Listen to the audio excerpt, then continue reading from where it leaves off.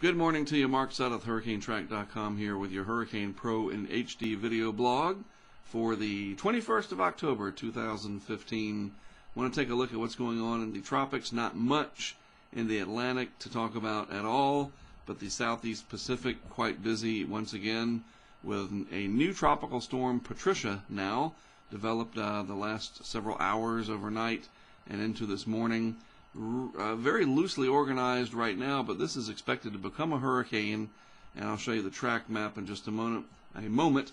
This is Olaf, and this will turn well to the north and east away from Hawaii, so no worries there. Maybe some increased wave activity on the eastern facing beaches of Hawaii. But Patricia is going to be the big story here, and for good reason. Hurricane watch posted for parts of the Mexican coastline already. Areas near Manzanillo, probably going to be close to the landfall area of this system. Puerto Vallarta up here, luckily more than likely going to be on the west side of the storm, or hurricane as it were. But they're in the cone of uncertainty quite solidly.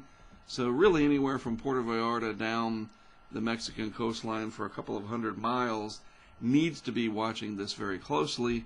Again, right now top wind's only 40, but as this increases its distance just a little bit more from the coast here, I think that it'll take advantage of some very warm water that's sitting out across this region. Very high upper ocean heat content. Not the highest, but high enough here on the scale that there's plenty of heat energy available. And as such, the intensity guidance indicating Patricia becoming fairly solid Category 1, probably a 2. And I wouldn't be surprised if this makes it to a Category 3, based on past experience in dealing with hurricanes in this region. Typically the models underestimate what's going to happen, especially in the formative stages. And again, looking at this satellite picture, fairly loosely organized, but once and if a central core develops, and if that does so efficiently as noted in the morning discussion from the National Hurricane Center, then it's possible that Patricia could get a lot stronger than is what currently forecast. The different model tracks indicating fairly tightly clustered grouping here, for the most part between Manzanillo and Acapulco. Puerto Vallarta. I believe Acapulco is a little further south here.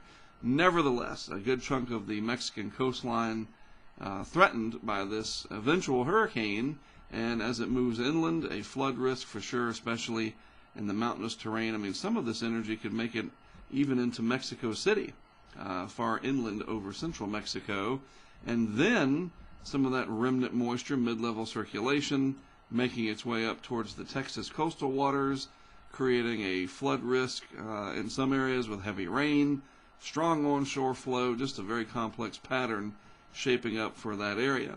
Looking down the road, since it is Back to the Future Day, looking into the future, the Madden-Julian oscillation gives us a little bit of a glimpse into that crystal ball as to what may happen, especially in the tropics. It's typically a period of a favorable upward motion in the atmosphere.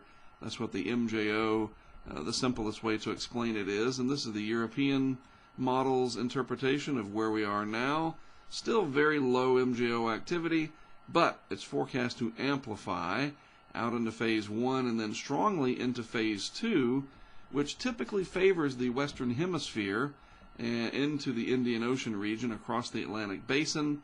We'll have to see. I don't see anything in the global models on the Atlantic side indicating much development over the next week to 10 days, but we know that that can change. And as usual, the GFS wants to be the opposite of what the Euro shows, showing an amplification, yes, but then it goes and kind of hangs out into Phase 1. So kind of a disagreement there. Clearly, you can see the difference between the two. And if you look at just basically an average of both of them, I think you can agree that an amplification is in the process, and then probably hanging out in Phase 2, maybe for the first half of November. So it could be that we have an active November in the tropics, especially when the East Pacific dies down after Patricia, if it does so. But actually there's indications that another system could develop in the Southeast Pacific. We'll worry about that later, as the big story right now, of course, is Patricia. Now, as I mentioned, some of that moisture and energy coming around after Patricia makes landfall, and that could set up for heavy rain along the Gulf Coast. The flash flood watches here in the panhandle of Texas and eastern New Mexico, more associated with an upper level low and the front that's coming through and the high moisture content in the region. Just a complex situation there. Some of that derived from what will be the leftovers of Patricia. So stay aware if you're in the Texas, New Mexico area, and even along the coastal waters of the central Gulf Coast, all the way over to the Texas coastal water region.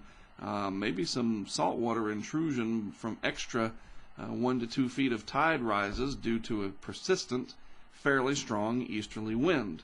So even though we don't have any hurricane threats, still some tropical cyclone influences on lower 48 weather, of course with the biggest impact being in Mexico. All right, well that's it from me for today. I'll have another update on Patricia tomorrow.